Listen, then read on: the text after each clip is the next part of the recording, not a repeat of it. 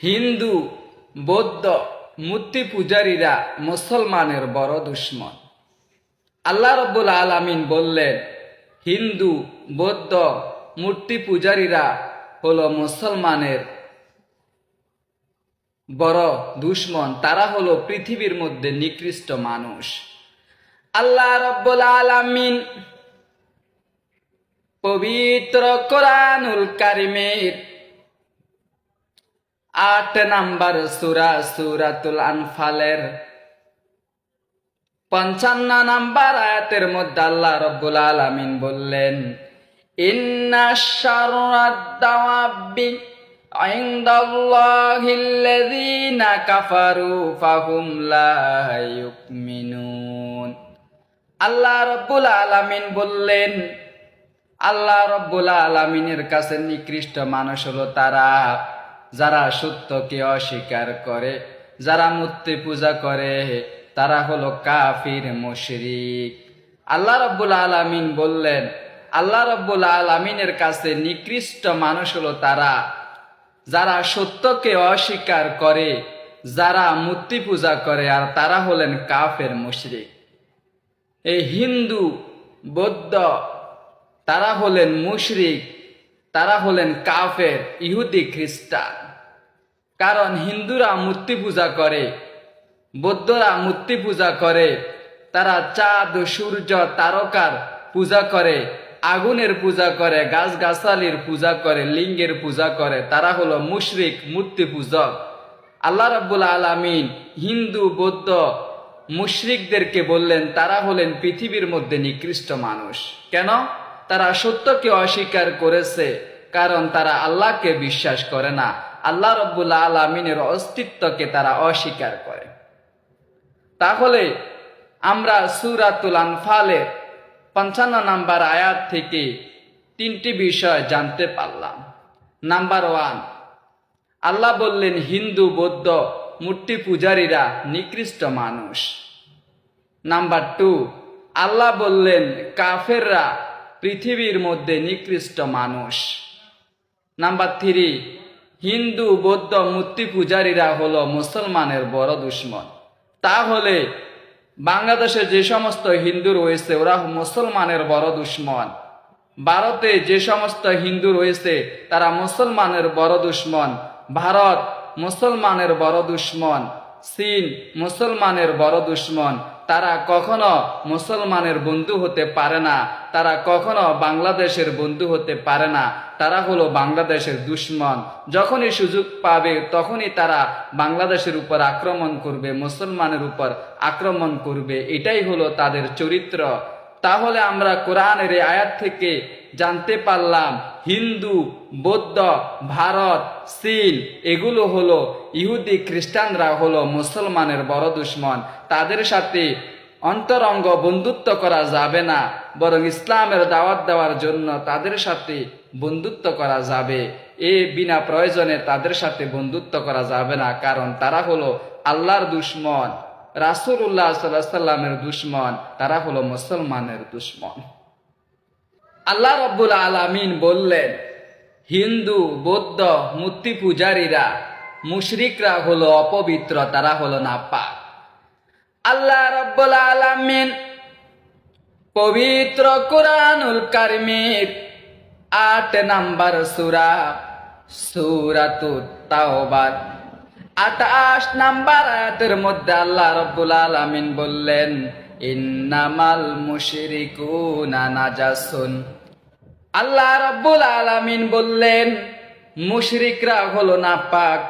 মুশরিক নাপাক।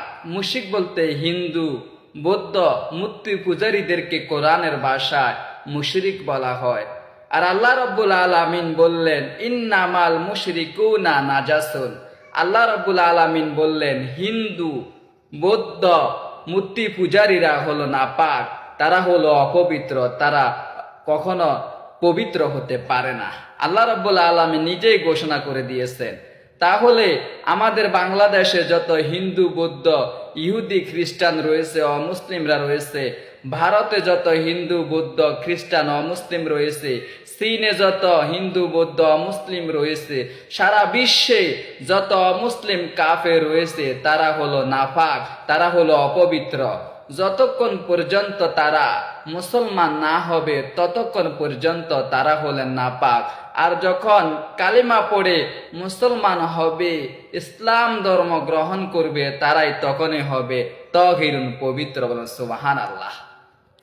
রাসূলুল্লাহ সাল্লাল্লাহু আলাইহি ওয়াসাল্লাম বললেন, হিন্দু বৌদ্ধ মূর্তি পূজারীদেরকে সালাম দেওয়া নিষেধ। মুসলিম শরীফের মধ্যে এসেছে, রাসূলুল্লাহ সাল্লাল্লাহু আলাইহি ওয়াসাল্লামের সাহাবী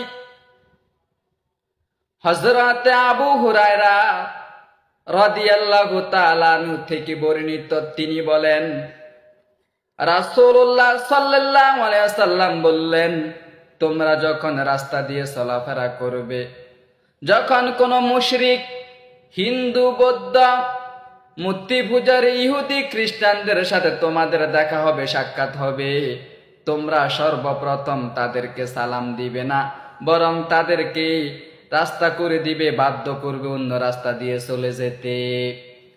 রাসূলুল্লাহ সাল্লাল্লাহু আলাইহি ওয়াসাল্লাম বললেন, তোমরা যখন রাস্তা দিয়ে চলাফেরা করবে, কোন হিন্দু বৌদ্ধ মূর্তি পূজারী অমুসলিমদের সাথে তোমাদের দেখা হয়, তোমরা প্রথমে সালাম দিবে না, তাদেরকে কখনো সালাম দিবে না, বরং তাদেরকে অন্য রাস্তা দিয়ে চলে যেতে বাধ্য করবে।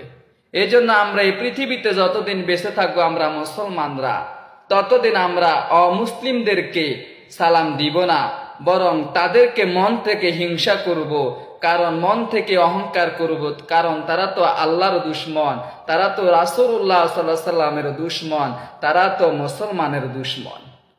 এই জন্য আমরা সব সময় অমুসলিমদেরকে আমরা নিজেদের শত্রু মনে করব, চীনকে নিজেদের শত্রু মনে করব, ভারতকে নিজেদের শত্রু মনে করব, আমেরিকাকে নিজেদের শত্রু মনে করব, ইসরায়েলকে নিজেদের শত্রু মনে করব, যুক্তরাজ্যকে নিজেদের শত্রু মনে করব, সারা বিশ্বের অমুসলিম রাষ্ট্রদেরকে আমরা শত্রু মনে করব, কখনো বন্ধু মনে করব না। রাসূলুল্লাহ সাল্লাল্লাহু আলাইহি ওয়াসাল্লাম বললেন, তোমরা অমুসলিমদেরকে সঙ্গী বানাবে না। মুসনাদে আহমদ কিতাবের মধ্যে এসেছে, ক্বালা রাসূলুল্লাহ সাল্লাল্লাহু আলাইহি ওয়াসাল্লাম, লা ইয়াকুল তুআমাকা ইল্লা তাকি ওয়ালা তুসাহিব ইল্লা মুকমিনান। রাসূলুল্লাহ সাল্লাল্লাহু আলাইহি ওয়াসাল্লাম বললেন, তোমরা মুত্তাকি ছাড়া কাউকে খাবার খাওয়াবে না, মুমিন মুসলমান ছাড়া কাউকে সঙ্গী বানাবে না। তাহলে রাসূলুল্লাহ সাল্লাল্লাহু আলাইহি ওয়াসাল্লামের এই হাদিস দ্বারা প্রমাণ হলো, আমরা কাকে খাবার খাওয়াবো? যিনি আল্লাহ রাব্বুল আলামিনকে সবচাইতে বেশি ভয় করে, মুত্তাকি, ওনাকে আমরা সাহায্য করব, সহযোগিতা করব, খাবার খাওয়াবো। আর কাদেরকে আমরা সঙ্গী বানাবো, বন্ধু বানাবো? যারা হলো মুমিন মুসলমান, তাদেরকে আমরা বন্ধু বানাবো। কোনো ইহুদি, কোনো খ্রিস্টান, কোনো হিন্দু, কোনো বৌদ্ধ, কোনো মূর্তি পূজারী কে বন্ধু বানানো যাবে না। মোদিকে বন্ধু বানানো যাবে না, শি জিনপিংকে বন্ধু বানানো যাবে না, বাইডেনকে বন্ধু বানানো যাবে না, নেতানিয়াহুকে বন্ধু বানানো যাবে না। বন্ধু যদি বানাতে হয়, বানাতে হবে মিশরের প্রেসিডেন্টকে। বন্ধু যদি বানাতে হয়, বানাতে হবে তুরস্কের প্রেসিডেন্টকে। বন্ধু যদি বানাতে হয়, বানাতে হবে মুসলিমদেরকে। সুবহানাল্লাহ।